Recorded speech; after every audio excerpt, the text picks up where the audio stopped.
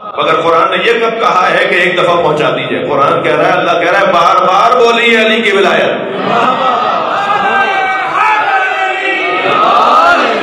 لفظ تبلیغ ہے، مسلسل ہے، مسلسل ہے۔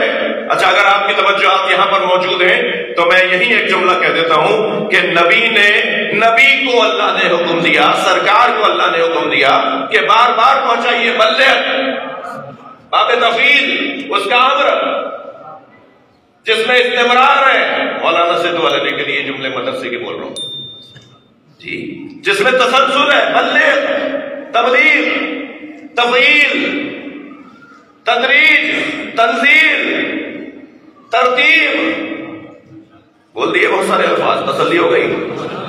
مسلسل پہنچاؤ، تو رسول اللہ نے تو ایک ہی دفعہ پہنچایا۔ قرآن کہہ رہا ہے مسلسل پہنچاؤ۔ بھائی سرکار کا پورا خطبہ سن لو تو سمجھ میں آ جائے گا کہ یہ مسلسل پہنچانے کا انتظام کیا تھا۔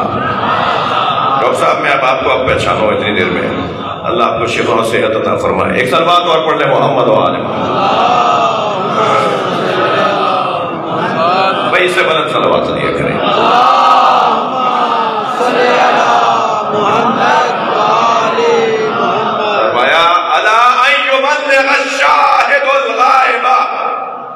سنو جو میں نے تمہیں کہا ہے، من کنت مولا فہذا علی المولا۔ نعرہ تکبیر، نعرہ رسالت، کل ایمان، نعرہ حیدری، بلندتر صلوات۔ ایک اشارہ ہے یہ منبر پہ علم غور کرو، ایک اشارہ ہے یہ منبر پہ علم غور کرو، جیسے حیدر کو پیغمبر نے اٹھا رکھا ہے۔ صلوات پڑھ لے محمد و آل محمد۔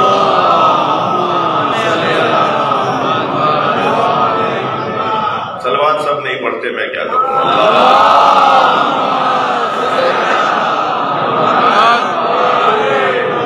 الا یبلغ الشاہد الغائب۔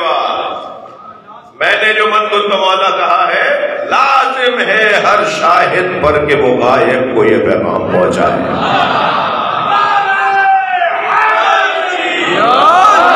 لازم ہے کہ ہر شاہد پر کہ وہ غائب کو یہ پیغام پہنچائے۔ یہاں نبی کا فرمان رکا نہیں ہے، والوالد الولد، اور ہر والد پر واجب ہے کہ وہ اپنے ولد کو پہنچائے۔ یعنی اب قیامت تک، میں تو قیامت تک محدود کر رہا ہوں، ہر دور میں ہر باپ پر واجب ہے کہ بیٹے کو علی بتائے۔ ہر باپ پر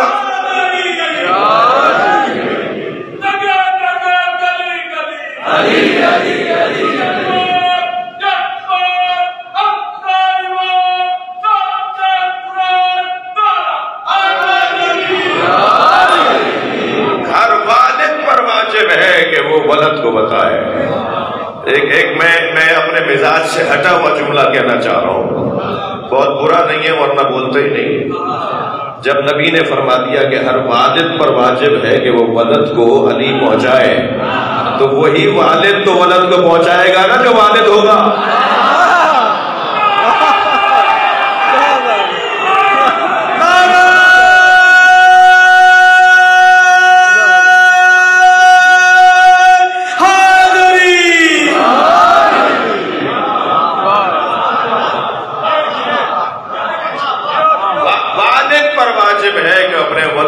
سمجھائے۔ تو آپ سمجھ میں آیا لفظ تبلیغ، لفظ بلغ، بار بار پہنچاؤ، مسلسل پہنچاؤ، ہر مجلس میں علی کی بات کرو، ہر نشست میں علی کی بات کرو، ہر جگہ علی علی کرو۔ علی کی نہج البلاغہ تو سناؤ، علی کے خطبے تو بتاؤ، علی کا جہاد سناؤ، علی کا سجدہ سناؤ، علی کا قیام سناؤ، حالت سجدہ میں تیر نکلنا بتاؤ، بتاؤ علی علی بتاؤ۔